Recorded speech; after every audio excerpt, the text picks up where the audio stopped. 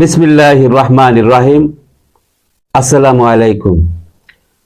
প্রিয় দর্শক শ্রোতা ভাই ও বোনেরা, আপনারা যে যেখান থেকে আমার এই ভিডিওটি দেখছেন সবাইকে আমার আন্তরিক শ্রদ্ধা এবং ভালোবাসা রইল।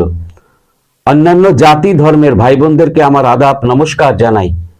প্রিয় ভাই ও বোনেরা, সচিবালয় আগুন দেওয়ার ব্যাপারে কিছু কথা না বলে থাকতে পারলাম না।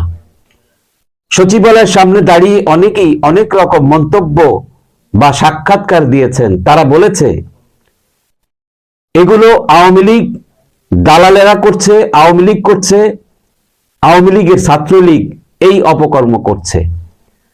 সাধারণ জনগণের কাছে আমার প্রশ্ন, আপনারা এখন চিন্তা করেন, আমরা যারা সাধারণ মানুষ তারা এতটাই অথর্ব, নিজের বিবেককে সঠিকভাবে কাজে লাগাতে পারলাম না। আরে ভাই, সচিবালয় এমনই একটা স্থান, এমনই একটা জায়গা, সেখানে মানুষ কুকর্ম করে পার পেয়ে যাবে, এটা হাস্যকর ব্যাপার। এখন আপনারা দোষ দিচ্ছেন আওয়ামী লীগের, ছাত্রলীগের। হায় রে নতুন প্রজন্মের বাঙালি, নিজের বিবেক মনুষ্যত্ব কোথায় হারাইলি? কোনো কিছু ঘটলেই আওয়ামী লীগ। আরে ভাই, এখানে শুধু আওয়ামী লীগ কেন, বিএনপি বলেন, জাতীয় পার্টি বলেন, বাংলাদেশের যত দল আছে সবার কথাই বলেন, সব দলের দোষ দিতে পারবেন, কেউ বিশ্বাস করবে না। কেন করবে না? আপনারা যারা বর্তমানে ক্ষমতায় আছেন তারা মনে করছেন আমরা যা ইচ্ছা তাই করব আর সাধারণ মানুষ তা মেনে নেবে? এতটাই বোকা ভাবছো সাধারণ জনগণকে? তোমরা যারা সচিবালয়ের দায়িত্ব নিয়েছো তোমাদের কিন্তু সাধারণ জনগণ সবাই চেনে। আগে খাইতা 2 টাকা 5 টাকা দামের লাঠি চকলেট, এখন খাও নামি দামে বিদেশি ললিপপ। খাইতে খাইতে মাথা নষ্ট করে নাক ডাইকা সচিবালয় ঘুমায়া পড়ো, তাই না?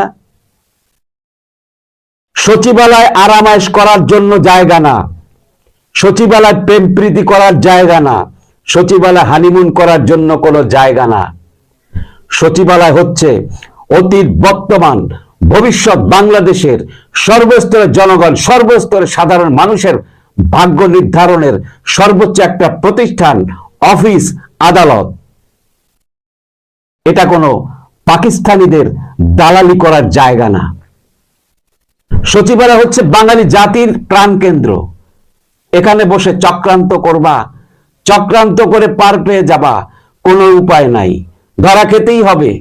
তাই বলছি, আওয়ামী লীগ, বিএনপি কোনো দলেরই দোষ দিয়ে লাভ হবে না। বাংলাদেশের সাধারণ মানুষ, জনগণ তোমাদের কুকীর্তি সম্পর্কে অবগত আছে। আওয়ামী লীগ এই করছে, আওয়ামী লীগ সেই করছে, নানান রকম প্রভাকাণ্ড, হাজার হাজার কোটি টাকা লুটপাট করছে। সচিবালয় সেই প্রমাণ, নথিপত্র, দালিলিক কাগজপত্র আওয়ামী লীগের লোকজন আইসা পোড়ায়া দিয়ে গেছে। আরে বেটা, এত নিকৃষ্ট ছোট মন নিয়ে তোরা সচিবালয় ঢুকছো?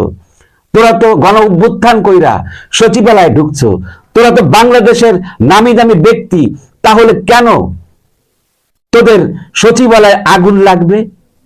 তোরা কি করছিলি? ও, বুঝতে পারছি, আগে খাইতা 2 টাকা 5 টাকা দামের ললিপপ, এখন খাও বিদেশি নামি দামি ললিপপ, তাতেও তোমাদের পেট ভরে না। এখন দোষ দিচ্ছ আওয়ামী লীগ, ছাত্রলীগ, তোমাদের সচিবালয়ের নথিপত্র, কাগজপত্র পোড়ায়া দিয়া গেছে। মানুষ তো দূরের কথা, ছাগলের কানে জোরে 3টা কবিরাজি ফু দিয়া বলবি, ছাগল ভাই তুমি কি আমার কথা বিশ্বাস করছো? তখন ছাগল কি উত্তর দেয় দেখিস। মানুষ তো দূরের কথা, তোদেরকে ছাগলও বিশ্বাস করে না। তোদের কুকীর্তি সম্পর্কে পাবলিক কি ভুইলা গেছে? বলে নাই।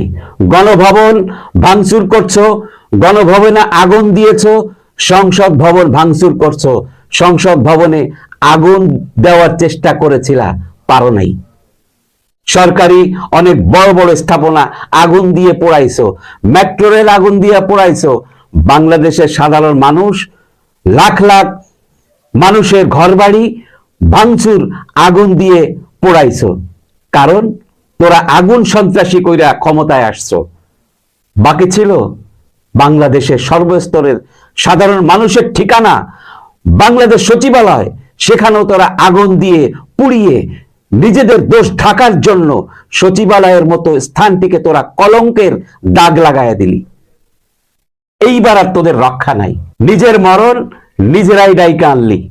প্রিয় দর্শক শ্রোতা ভাই ও বোনেরা, ভিডিওটি যদি আপনাদের ভালো লেগে থাকে তাহলে বেশি বেশি শেয়ার করুন, সাবস্ক্রাইব করুন এবং লাইক কমেন্ট শেয়ার করে আমার পাশে থাকার অনুরোধ জানিয়ে বিদায় নিচ্ছি। আল্লাহ হাফেজ, আসসালামু আলাইকুম।